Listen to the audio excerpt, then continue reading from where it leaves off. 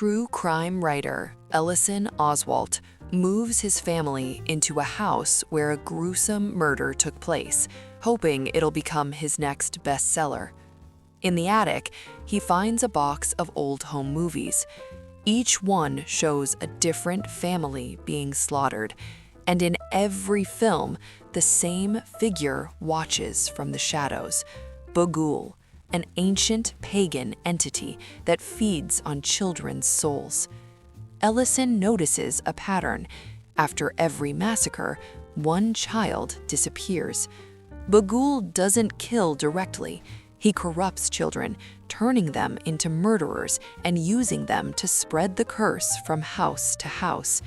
Ellison believes he's escaped by moving his family away from the murder house. That's exactly what Bughuul wanted, because the moment a family leaves, the child is taken. Ellison drinks drugged coffee. His daughter, Ashley, now fully possessed, films herself murdering her entire family with an axe. The final image is Bughuul walking away with her. The cycle resets. Dr. Rose Carter's life collapses after she witnesses a patient kill herself while smiling unnaturally. From that moment on, the curse locks on to Rose. The rule is simple: witness a cursed death, and you're next. The entity stalks its victims with hallucinations, memories, and psychological torture until they kill themselves in front of someone else, passing the curse forward. Rose believes she's found a way out by isolating herself and dying alone. In her childhood home, she confronts the entity, which takes the form of her abusive mother. She thinks she's won. She hasn't. The demon was never outside her, it was inside. Her ex-boyfriend, Joel, arrives just in time to witness Rose smiling as she sets herself on fire. The curse jumps again. There is no survival, only continuation. What starts as a story about grief slowly reveals itself as something far worse. Annie's mother wasn't just strange, she was part of a cult worshipping Paimon, a demon who requires a male host from a specific bloodline.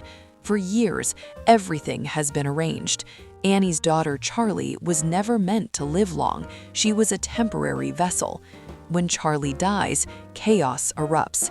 Annie loses her sanity. Her husband dies. Annie becomes possessed and takes her own life. By the end, Peter's body is left empty, perfect. The cult gathers, crowns him, and welcomes their king. Every tragedy was planned. Paimon wins completely. Christine Brown denies an elderly woman an extension on her mortgage to impress her boss. The woman curses her. Christine has 3 days before her soul is dragged to hell, unless she can pass the curse to someone else. She tries everything: rituals, sacrifices, begging. Finally, she believes she's succeeded by returning the cursed object to the woman's corpse. Relief lasts for seconds. At the train station, her boyfriend hands her an envelope. She gave the curse to the wrong person.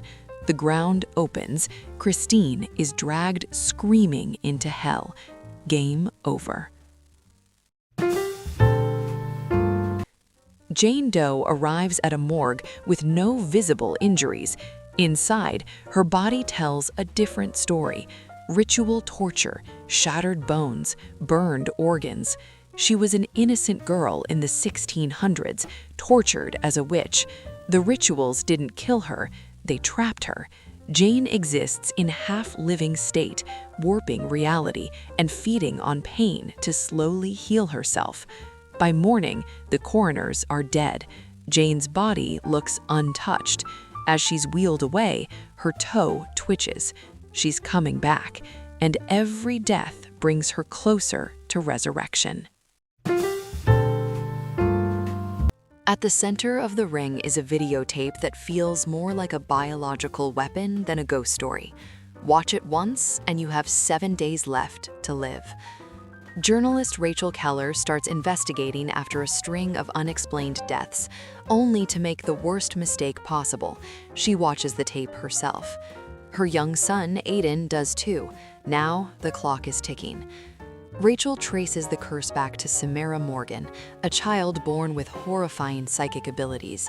Abused, isolated, and eventually thrown alive into a well by her adoptive mother, Samara dies slowly in darkness. Rachel assumes the solution is simple: uncover the truth, give the spirit peace, and break the curse. That assumption is dead wrong.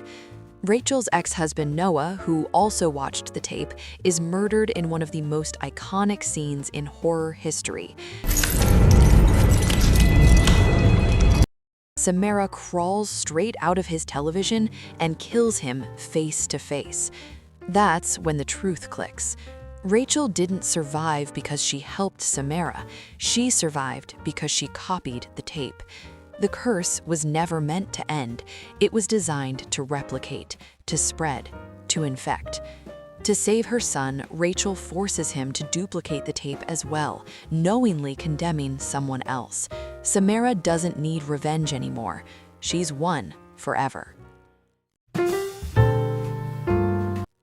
A group of college friends thinks they're playing a harmless party game with a stranger named Sam, but this version of Truth or Dare is bound to a demon named Calix. The rules are absolute. Refuse to play, skip a turn, or try to quit, and you die. At first, the group believes they can outthink the curse, but the game follows them everywhere, through reflections, through hallucinations, through their phones. There is no pause button. Eventually, Olivia and the survivors track down Sam, the man who dragged them into the game. He reveals the horrifying truth: Calix can only be sealed if Sam performs a ritual. But demons don't play fair.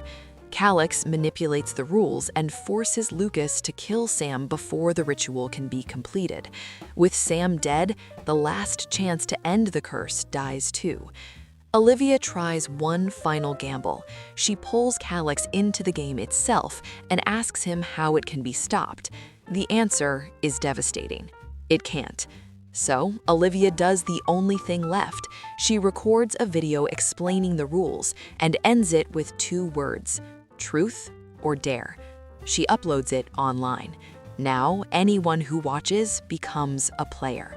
The demon doesn't just win, it goes global.